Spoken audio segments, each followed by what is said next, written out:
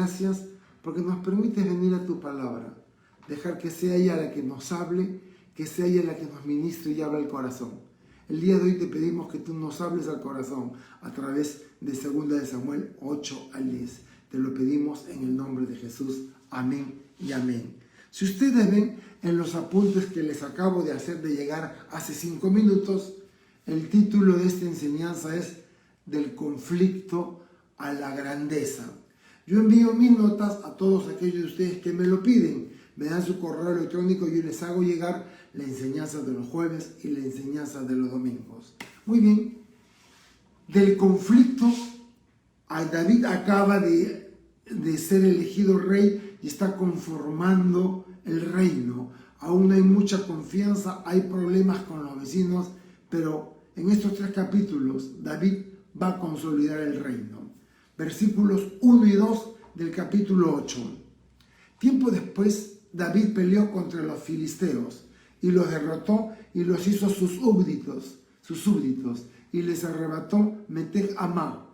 Peleó también contra los moabitas y como los derrotó, hizo que se tendieran en el suelo para medirlos con un cordel. A los que quedaban dentro de 2 medidas del cordel, los mataba, pero dejaba con vida a los que quedaban dentro de 1 medida de cordel. Así los moabitas se convirtieron en sus súbditos y tuvieron que pagarle tributo. ¿Qué dice acá?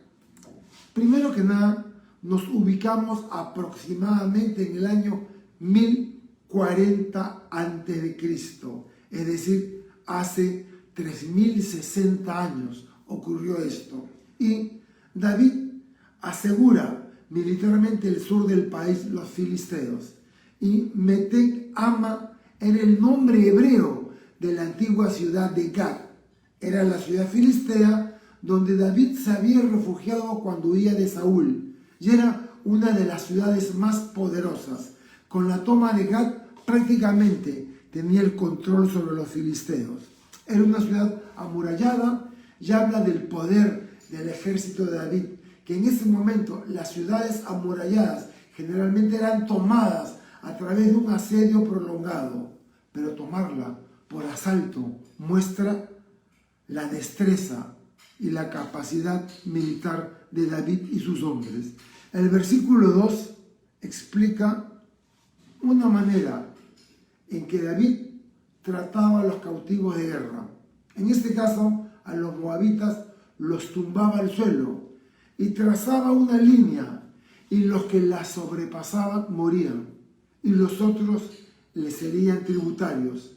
En el Salmo 72, 10, 11 leemos que los reyes de Tarsis y de las costas le paguen tributo, le ofrezcan regalos, se inclinen en su presencia y que todas las naciones le sirvan. Así que David tuvo esta manera muy peculiar, acostó en el suelo a los filisteos y a los moabitas, y a los que eran muy altos pasaban un tamaño, les quitaba la vida. David era un hombre sanguinario cuando se trataba de ser un hombre de guerra y tuvo triunfo donde quiera que iba.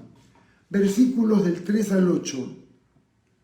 David también derrotó a Hadad-Ezer, hijo de Rehob, rey de Soba, cuando éste iba a recuperar su territorio cerca del río Éufrates. David capturó a 1,700 soldados de caballería, ya 20,000 soldados de infantería, y a la mayoría de los caballos los descarretó, es decir, estaban en carretas, los sacó de las carretas, pero dejó suficientes para tirar de 100 carros. Los sirios llegaron de Damasco en ayuda de Hadad-Ezer, pero David también los derrotó y mató a 22,000 de ellos. Luego puso guarniciones en Siria de Damasco y sometió a los sirios y les impuso tributo. Por donde quiera que David iba, el Señor lo ayudaba. Y a los soldados de Hadad-Ezer que capturó David, les quitó sus escudos de oro y los llevó a Jerusalén. Además, el rey David les quitó gran cantidad de bronce, Abeta y Berotai, ciudades de Hadad-Ezer. Hay mucha bulla, Nori. David se mueve al este del país Moab, y al noreste, Siria, expandiendo los límites de su reino a influencia en el área. Se ve cómo empieza David a tomar control de los países vecinos. Vemos a David conquistando y estableciendo el reino. Capturó a más de 20.000 sirios y destruyó a otros 22.000. Ya en el capítulo 10 nos vamos a volver a encontrar con Hadad-Ezer. Noten que por donde quiera que David iba, el Señor lo ayudaba. En Proverbios 21:31 dice: presto está el caballo para entrar en combate, pero la victoria está en manos del Señor. Y David halló gracia delante de los ojos de Jehová y permitió que sometiera, y que en todos los enfrentamientos bélicos que tuvo con sus vecinos salió victorioso. Y vemos que David ahora está empezando a reunir riquezas para la construcción del templo: oro, plata, bronce, madera. Dios le había negado a David el derecho de poder construirle una casa, un templo a Dios, pero eso no evitó que él pudiera acumular la materia prima para que su sucesor, en este caso Salomón, lo haga. Capítulo 8, versículos del 9 al 14.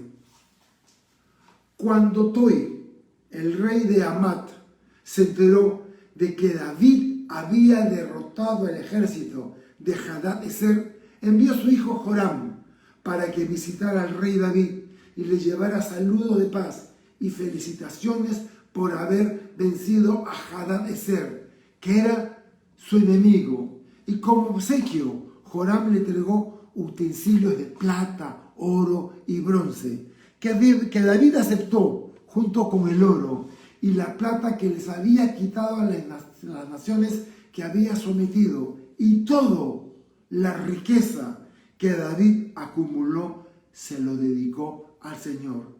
Todo eso era el botín arrebatado a los sirios, moabitas, amonitas, filisteos, amalecitas, Hadad-Ezer, rey de Soba, y así fue como David ganó fama. Cuando regresaba de derrotar a los sirios, luchó contra los edomitas en el Valle de la Sal, y allí acabó con 18.000 soldados. Por todo Edom puso guarnición, y los edomitas se convirtieron en súbditos de David. Y por segunda vez en todas las batallas, el Señor estaba con David y siempre le daba la victoria. David saqueó y tomó el botín de los pueblos que derrotó: sirios, moabitas, amonitas, filisteos, amalecitas, edomitas, los de Soba, etc. Y además recibió regalos de pueblos enemigos de aquellos a que había vencido, y reunió una gran cantidad de materiales. Hizo tributario a todas las naciones vecinas. Y por segunda vez el texto afirma que el Señor estaba con David en todas las batallas y siempre le daba la victoria. Yo te pregunto, ¿no te gustaría que el Señor vaya contigo a donde quiera que fueras y que Él te diera siempre la batalla, te diera siempre la victoria en las batallas que te toca enfrentar?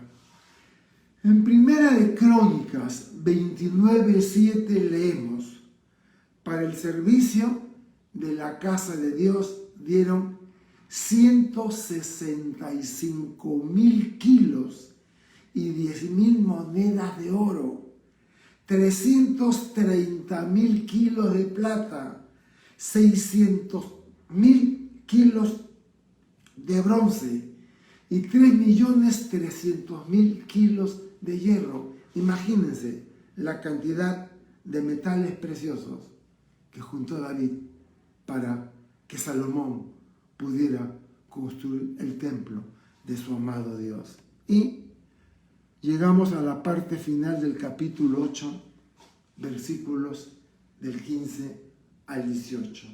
David reinó sobre todo Israel, impartiendo justicia y equidad entre todo su pueblo. Qué importante es la justicia, porque cuando hay justicia y equidad es sinónimo de paz.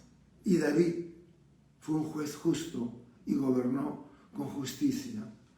Joab, hijo de Sarvia, era el general de su ejército.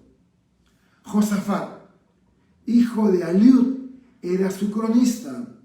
Sadoc, hijo de Ahitob, y Ahimelech, hijo de Abiatar, eran sacerdotes.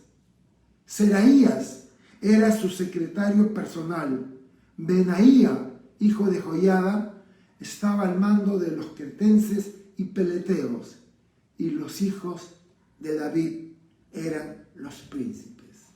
Vemos que el reino llega a la cúspide, al cenit de su poder, de su gloria. David ha logrado someter a los enemigos, a los vecinos que estaban alrededor de él. Ha puesto las cosas en orden. Los tiene como súbditos y le pagan tributos. Todo va muy bien. El reino de Israel es fuerte. Joab estaba al mando de sus ejércitos. Josafat era el historiador. Se establece el sumo sacerdocio en Jerusalén con Sadoc y Ahimelech. Antes habían estado en Silo, pero ahora Jerusalén es la nueva capital. Y Seraías venía a ser su primer ministro, mientras que Benaía era el jefe de sus guardaespaldas. La escolta real que protegía a David no eran judíos, eran cretenses y peleteos. Y esto para salvaguardar cualquier ataque de cualquier judío. Este grupo selecto de una guardia que no era judía era para que David estuviera seguro. En 2 de Samuel 20:23 leemos: fue así como Joab afirmó su mando sobre todo el ejército de Israel, mientras que Benaía, hijo de Joiada, quedó al frente de los cretenses y los peleteos. Llegamos al capítulo 9 y llegamos otra vez a una historia de amor, a una historia de gracia y misericordia, a un capítulo que muestra el gran corazón que tenía el rey David. Tenerlo como enemigo, siendo una nación vecina, era tremendo, porque David era un aguerrido, valiente soldado.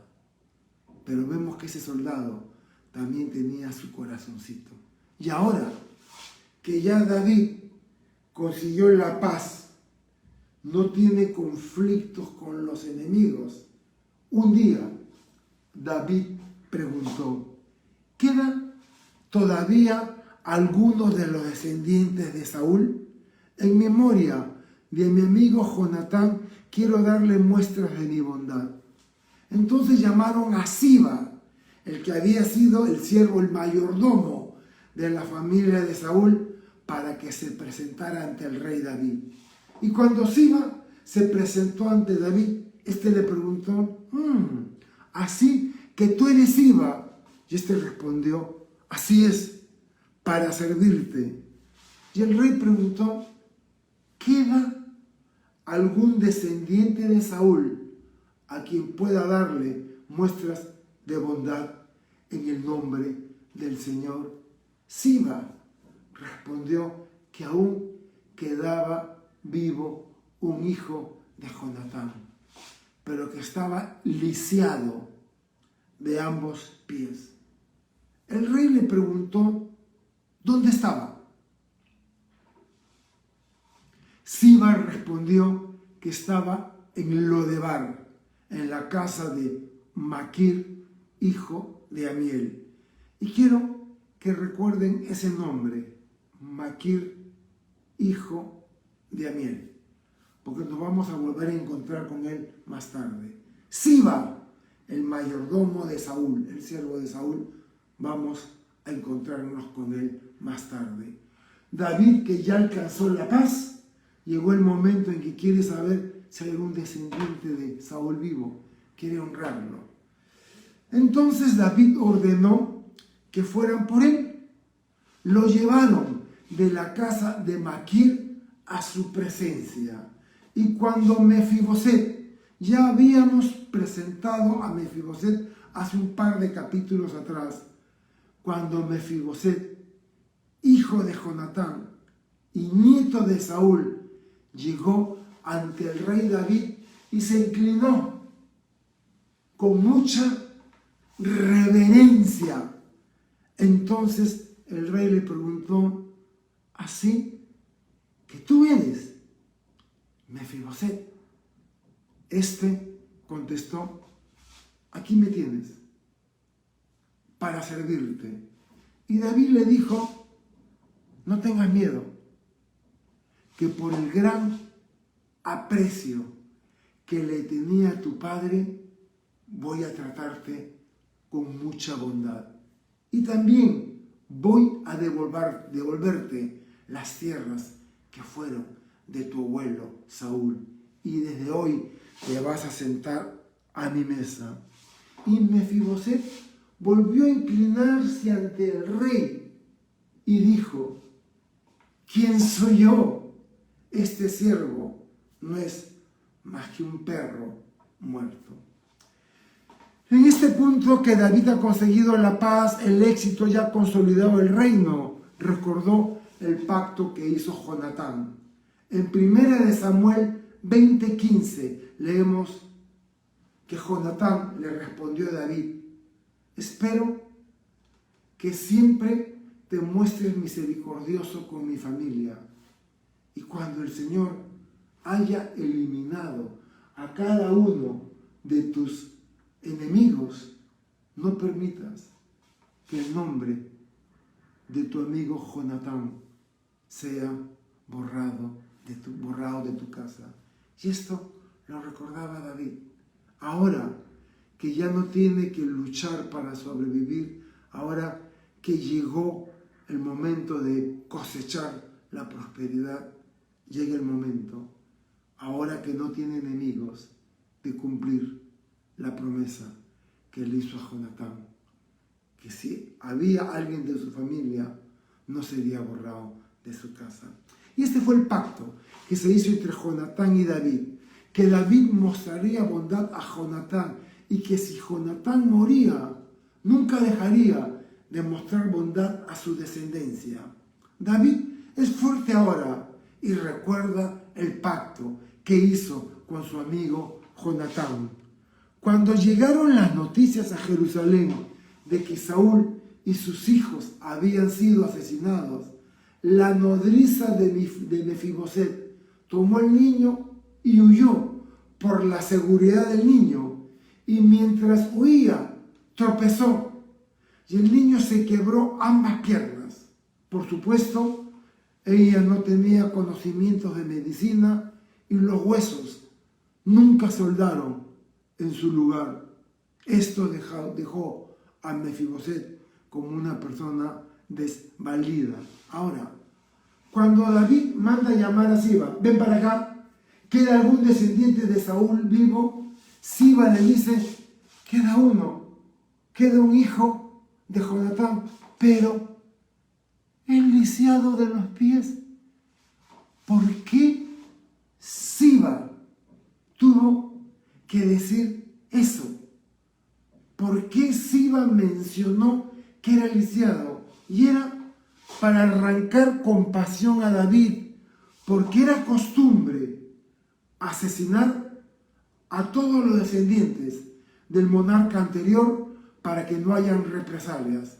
Así que no se sabía, por lo menos Siba no sabía, si David quería agarrar al último descendiente de Saúl y ejecutarlo. Así que para mover la misericordia de David le dice, está lisiado de los pies.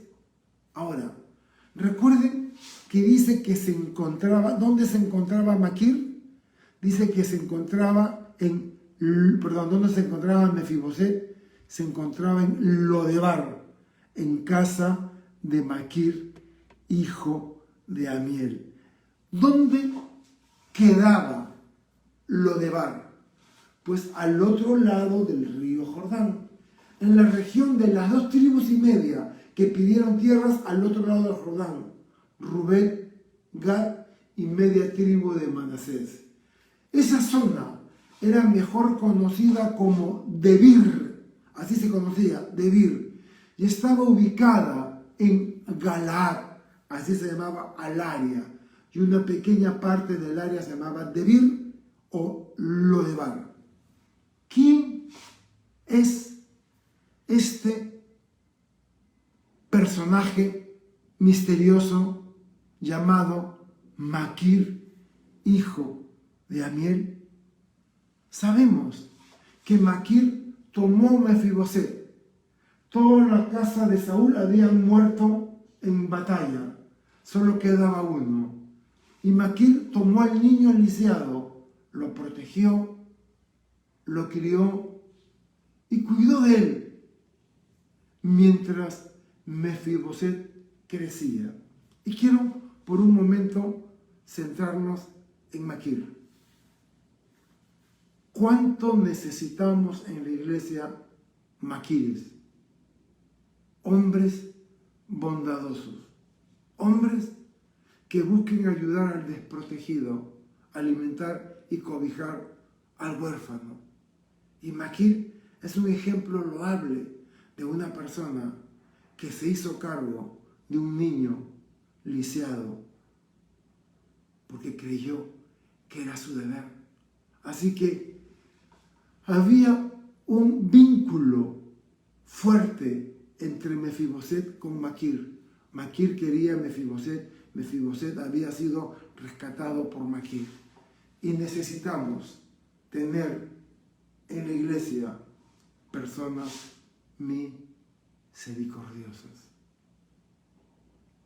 Más tarde veremos cuando uno de los hijos de David, Absalón, le haga golpe de estado, David, para no enfrentarse en batalla con su propio hijo, decide huir.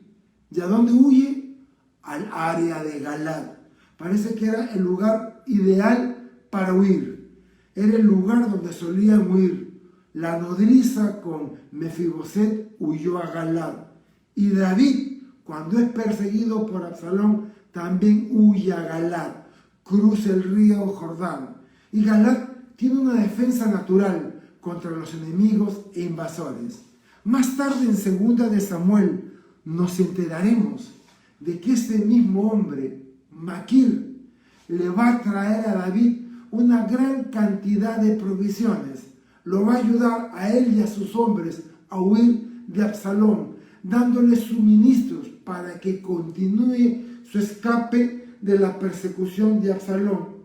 Y sin duda, en respuesta a la bondad que David había mostrado por Mefiboset. Y aquí nos encontramos en un típico caso de la ley de la siembra y la cosecha. Cuando tú haces algo con un genuino amor, sin buscar la recompensa ni los aplausos de nadie, y lo haces porque sientes que Dios te está encomendando que lo hagas, nada de lo que hagas así quedará sin su recompensa. Nosotros los cristianos no hacemos cosas por la recompensa. Desgraciadamente hay una pésima teología que se enseña en las iglesias. Siembra para que Dios te devuelve, da tu ofrenda para que Dios te dé más. Y todo es metalizado. Todo el mundo da y no da por amor a Dios, sino da porque interesa, ahora devuélvemelo. Horrible. Eso es lo más mezquino, lo más mundano, lo más materialista, lo más alejado del Evangelio. Cuando tú des que la mano derecha no se entere lo que la mano izquierda ha dado. Y así que tarde o temprano te devolverá la vida, la bendición que hiciste.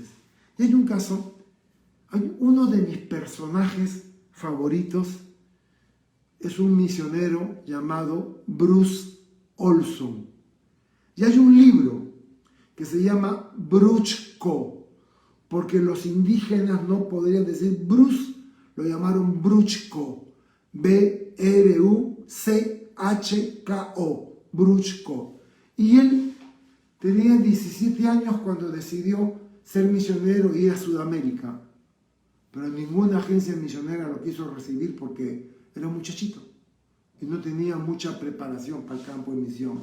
Pero Bruce Olson agarró su barco y se fue solito. Entró por Venezuela y terminó en las cejas de selva colombiana. Y allí alcanzó a una etnia, los motilones, y les predicó el Evangelio. Y la historia de Bruce Olson, y pónganlo en Wikipedia, búsquenlo en Google, Bruce Olson o Bruchko, y lean la historia, porque es una de las historias más fascinantes que he leído. Tiempo después ella se da a conocer, él estudia para traerle salubridad, medicina a los indígenas motilones y a otras comunidades, empieza a enseñarles a cultivar, empieza a enseñarles cómo regar, cómo sacar provecho, hace cooperativas, esa comunidad empieza a sembrar, empieza a vender en la cooperativa, lo ponen a la venta, y Bruce Olson hizo que esta comunidad se volviera independiente económicamente, con sus propios recursos, cultivando la tierra.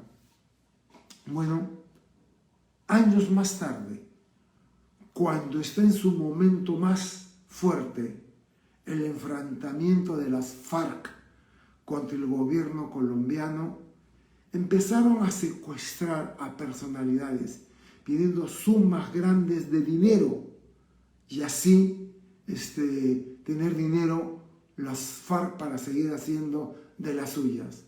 Y en uno de esos secuestros terminan secuestrando a Bruce Olson, a Bruchko. Y en el tiempo que él está en prisión, encadenado con cadenas, llevado de un lugar al otro, y todo lo encuentra en su biografía, Bruce Olson se enferma de leishmaniasis y necesita urgente una transfusión de sangre. Él era un capturado, un secuestrado. Y el jefe del pelotón de la FARC dice, ok, la única manera de salvarle la vida a este misionero es 2 personas que le quieran donar sangre. Y 2 muchachos levantaron la mano, yo quiero donarle sangre, yo también. Y fueron y efectivamente donaron sangre para que Bruce Olson no muriera. Y el intrigado, el jefe de la FARC, le pregunta a estos 2 de sus subalternos, quiero que me respondan, ¿por qué tanto énfasis, tanta disposición para donarle sangre a este hombre? Y estos muchachos cuentan algo, que su padre había muerto en un enfrentamiento militar, y ellos habían quedado huérfanos, y su mamá había quedado huérfana con 9 hijos. Así que ellos eran 9 hermanos que no había papá, y muchos de ellos niños pequeños.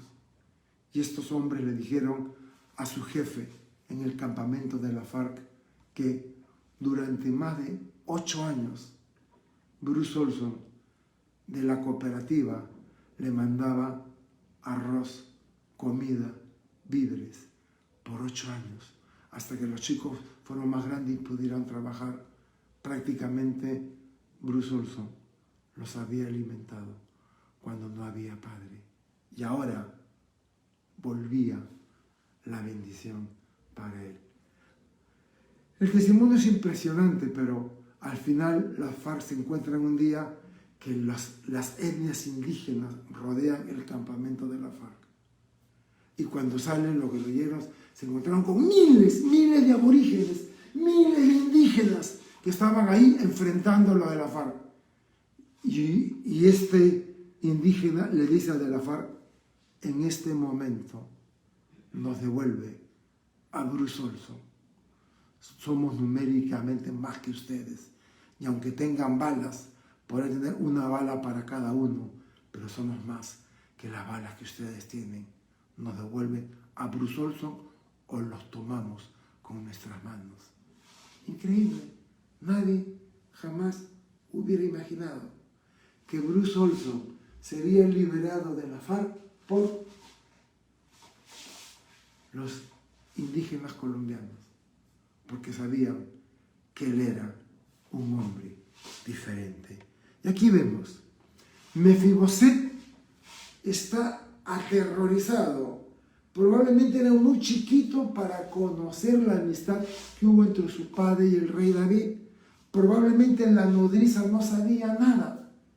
Así que se inclina sin saber cómo reaccionar. Pero, ¿saben? Cuando leo la Biblia y cuando leo este pasaje en el capítulo 9, siento pena que en la palabra escrita no hay entonación. ¿Cómo creen ustedes que se dirigió? ¿Cómo creen ustedes que lo llamó David cuando lo vio? Probablemente con muletas frente a él y Mefiboset temblando. Es el último de los descendientes de Saúl, seguro lo van a matar, así que está temblando. Y David lo mira y debió haber visto en sus rasgos la genética, los genes de su padre, Jonatán. Así que David lo llamó: tú eres Mefiboset. Es decir, se manifiesta el amor y el cariño por Jonatán. Inmediatamente le dice: no tengas miedo, que por el gran aprecio que le tenía a tu padre, voy a tratarte con mucha bondad. Versículos del 9 al 13. Entonces el rey llamó a Siba, el siervo de Saúl, y le dijo: hoy le he devuelto al hijo de tu señor todas las posesiones de Saúl y de su familia. Tú, tus hijos y tus sirvientes se encargarán de labrar sus tierras, de almacenar los frutos, para que no le falte comida a Mefiboset, el hijo de tu señor, aunque él tiene un lugar en mi mesa y comerá conmigo. Siba, que tenía 15 hijos y 20 sirvientes, le respondió al rey: yo cumpliré fielmente lo que mi señor el rey me ha dicho. Por su parte, el rey David reiteró que Mefiboset comería con él como si fuera uno de sus propios hijos.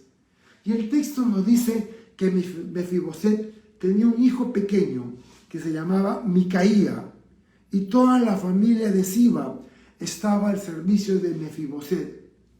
Como Mefiboset estaba lisiado de ambos pies, vivía en Jerusalén y siempre comía de la mesa del rey.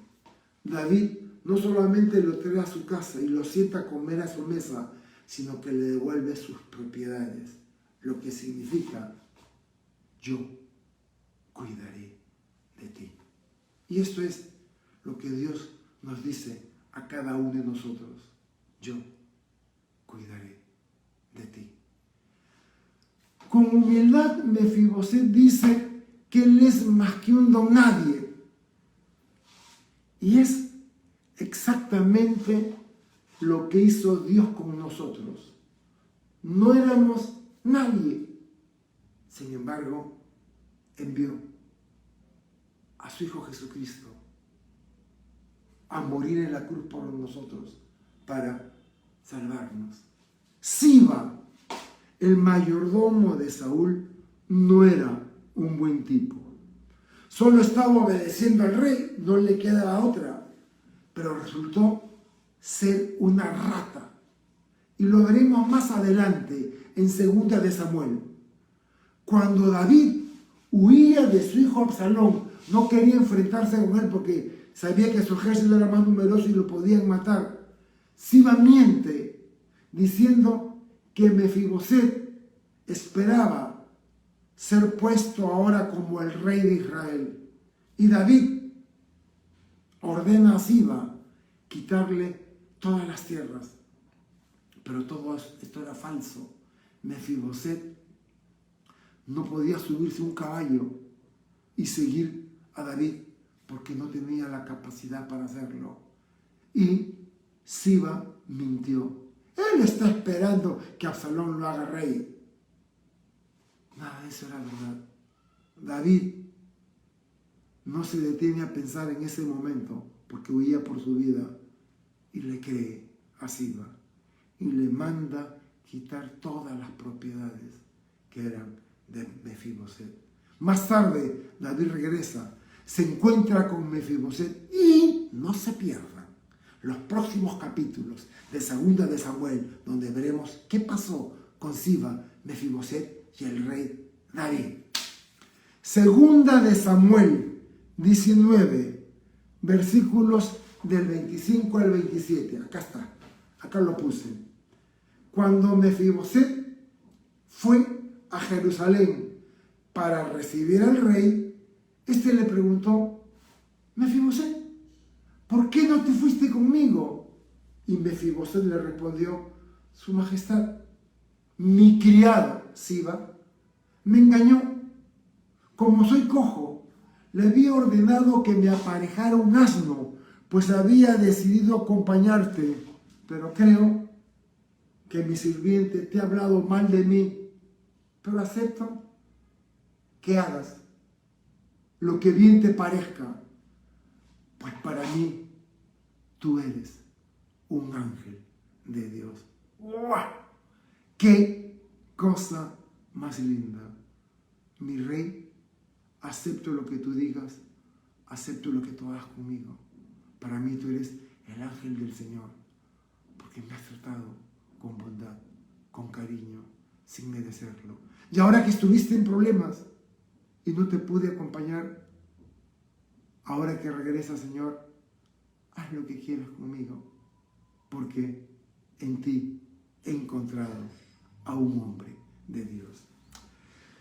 Llegamos al capítulo 10 y con esto vamos a terminar la enseñanza del día de hoy. Versículos del 1 al 8. Vamos a leer toda esta narrativa. 2 de Samuel 10, del 1 al 8. Después de esto murió el rey de los amonitas y subió al trono su hijo Hanún o Hanún.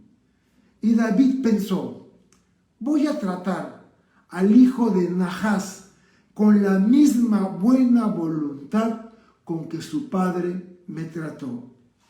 Envió una comisión para consolar a Hanún por la muerte de su padre, pero cuando los enviados de David llegaron al territorio amonita, los jefes del pueblo le dijeron a Hanún: ¿de veras crees que David te envía mensajeros para consolarte y honrar a tu padre?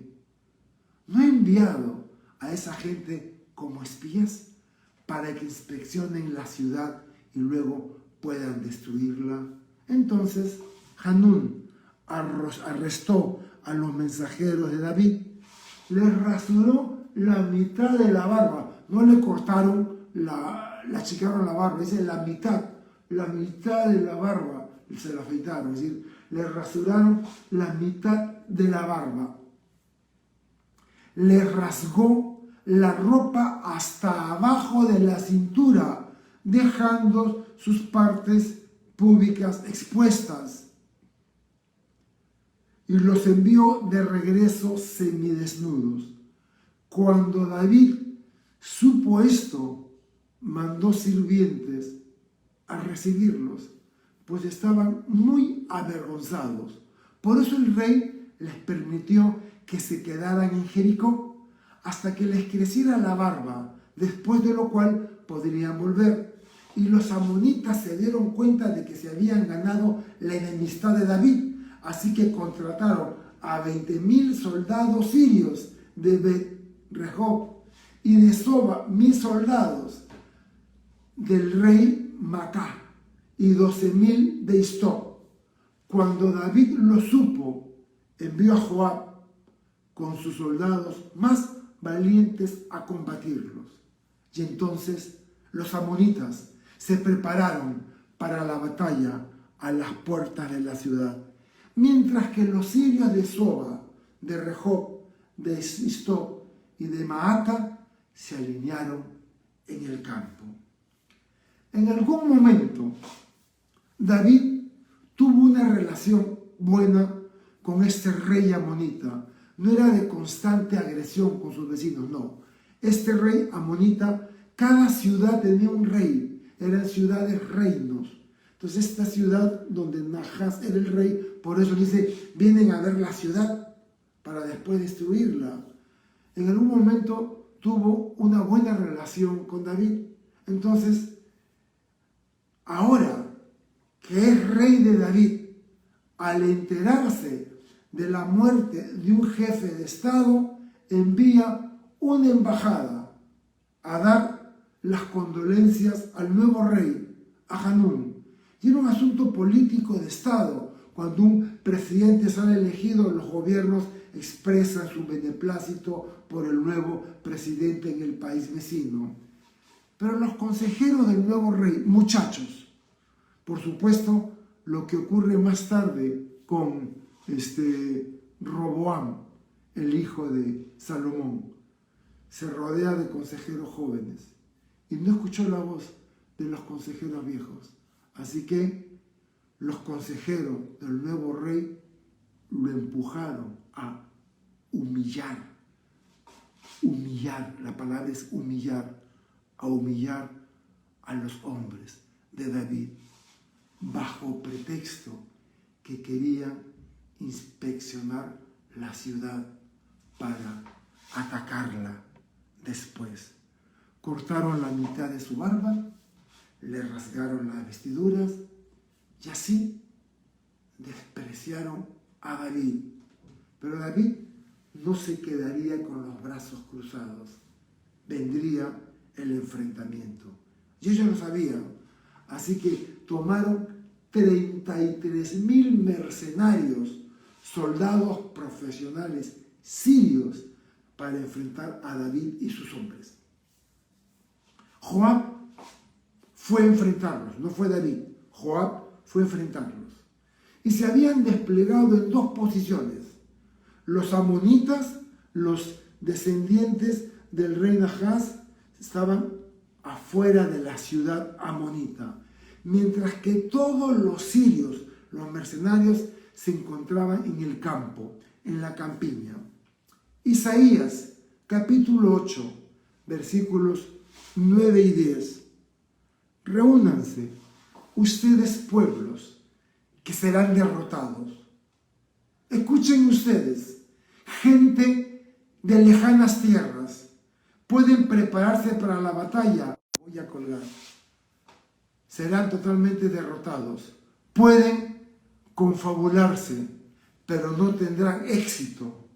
Pueden hablar cuando quieran, pero nada acontecerá porque Dios está con nosotros. Y con esa seguridad, Joab va a enfrentarse con dos ejércitos separados. Versículos del 9 al 14, vamos a leerlos de corrido.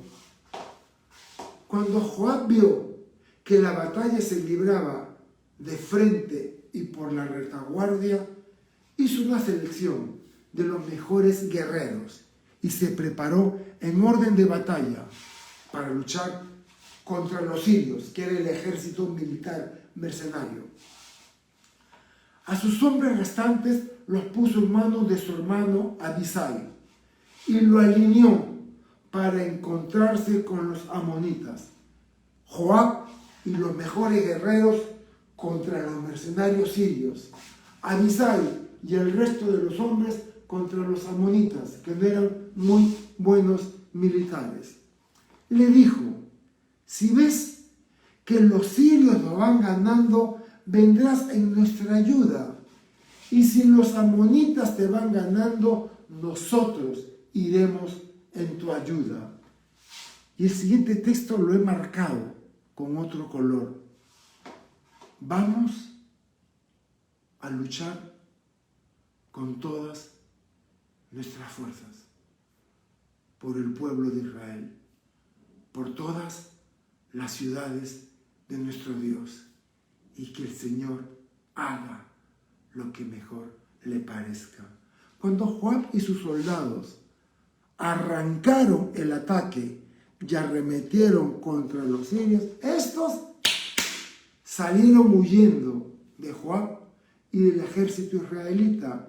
Y cuando los amonitas vieron que el ejército sirio huía, también ellos huyeron de Abisai y sus hombres y se refugiaron, se escondieron dentro de la ciudad. Así terminó la batalla y Joab regresó a Jerusalén. No había ni siquiera lanzado una flecha, ni agarrado una espada. Habían huido. Joab, al darse cuenta de los dos frentes, toma los mejores hombres para enfrentar a los sirios y el resto con su hermano Abisai para enfrentar a los amonitas, el ejército más débil. Quedan con la obligación de asistirse mutuamente en caso necesario. Pero el versículo 12 es importante. Lo voy a leer en la Nueva Traducción Viviente. Sé valiente, luchemos con valor por nuestro pueblo y por las ciudades de nuestro Dios, y que se haga la voluntad del Señor. Mira, haz todo lo que tengas que hacer y esfuérzate al máximo. Esto nos corresponde a nosotros y el Señor hará lo que le corresponde hacer, pero nosotros tenemos que esforzarnos al máximo y hacer lo mejor que podamos. Cuando sirves a Dios, hazlo con lo mejor. Joab tomó la iniciativa, arremetió contra ellos. Nunca respondieron. Huyeron en desbande y los amonitas se echaron atrás, se refugiaron en su ciudad. Joab no intentó tomar la ciudad amonita, simplemente regresó. Había ganado la batalla sin siquiera enfrentarse. Y eso es lo que ocurre cuando el Señor pelea tus batallas. En Hebreos 13:6 leemos: podemos decir con toda confianza, el Señor es quien me ayuda, no temeré lo que pueda hacerme el hombre. Versículos del 15 al 19. Pero los sirios, al verse derrotados por el ejército israelita, volvieron a reagruparse. Entonces, ¿se acuerdan? Al principio de la enseñanza, capítulo 8, hablábamos de Hadad-Ezer. Hadad-Ezer mandó traer a los sirios que estaban al otro lado del río Éufrates y llegaron a Helam, comandados por Sobac, general del ejército de Hadad-Ezer. Y David supo de estos movimientos y reunió a todo el ejército de Israel y juntos cruzaron el Jordán para llegar a Helam. Y cuando los sirios vieron, se formaron en orden de batalla y pelearon contra David y su ejército. Pero el ejército sirio fue vencido y huyó de los israelitas. Ese día David mató a los soldados sirios que conducían 700 carros y 40.000 hombres de caballería. Allí murió también el general Sobac del ejército sirio. Cuando los reyes que ayudaban a Hadadezer vieron cómo habían sido derrotados sus ejércitos, firmaron la paz con Israel y se hicieron súbditos. Y desde entonces los sirios se abstuvieron de ayudar a los amonitas. Aquí hay algo que es importante saber. David debió estar molesto con Joab porque no tomó la ciudad amonita. Joab simplemente fue, enfrentó, se fueron y se regresó. Joab no había aniquilado al enemigo, algo que David no dejaba pasar. Recuerden que como guerrero David era tremendo. Así que David decide hacerse cargo de la batalla contra Hadadezer y los sirios. Recuerden que David era un estratega militar brillante. Y David venció al ejército sirio. ¿Saben por qué? Porque Dios peleaba sus batallas. Cuando los otros reyes vieron un ejército tan fuerte, tan poderoso, tan bien entrenado, con todos los pertrechos de guerra, cómo habían sido derrotados contundentemente por Israel, firmaron la paz y se hicieron súbditos de David. Y este es el momento de mayor éxito y gloria de David. Ha conseguido someter a todos a su alrededor e Israel se convierte en una potencia mundial. Y es precisamente aquí, en medio del éxito, que va a empezar la debacle del rey David. Existe un peligro oculto en el éxito, más que en cualquier otra cosa. Y bien, el apóstol Pablo decía así, que el que piense estar firme, mire que no caiga. David vencía como militar porque Dios lo ayudaba. Pero David era misericordioso con aquellos que tenía que mostrar misericordia e implacable con aquellos que enfrentaba en la guerra. Y David lo tenía muy claro. Y vemos lo hermoso que es la palabra de Dios. David mostró misericordia por Mefiboset y Dios nos mostró misericordia enviándonos a su único Hijo, nuestro Señor Jesucristo. Déjenme terminar con una oración. Amado Padre Celestial, te damos gracias por estos 3 capítulos de 2 de Samuel, donde vemos al rey de David afianzar su reino, vencer a los enemigos, acumular riqueza, dejar materia prima para la construcción del templo, vencer a sus enemigos, conseguir que sean sus súbditos, llevar a Israel a ser primera potencia, y ahora David ha alcanzado el éxito. Y allí es donde empiezan los problemas, cuando todo va bien, cuando hemos alcanzado lo que queríamos y bajamos la guardia y nos descuidamos. Y es allí donde el enemigo toma ventaja. El que piensa estar firme, mire que no caiga. Gracias, Señor, por tu palabra. Gracias por hablarnos al corazón. Gracias por este tiempo. Te pido por los hogares, las familias de las personas acá representadas que están escuchando esta enseñanza. Guárdalos y cuídalos.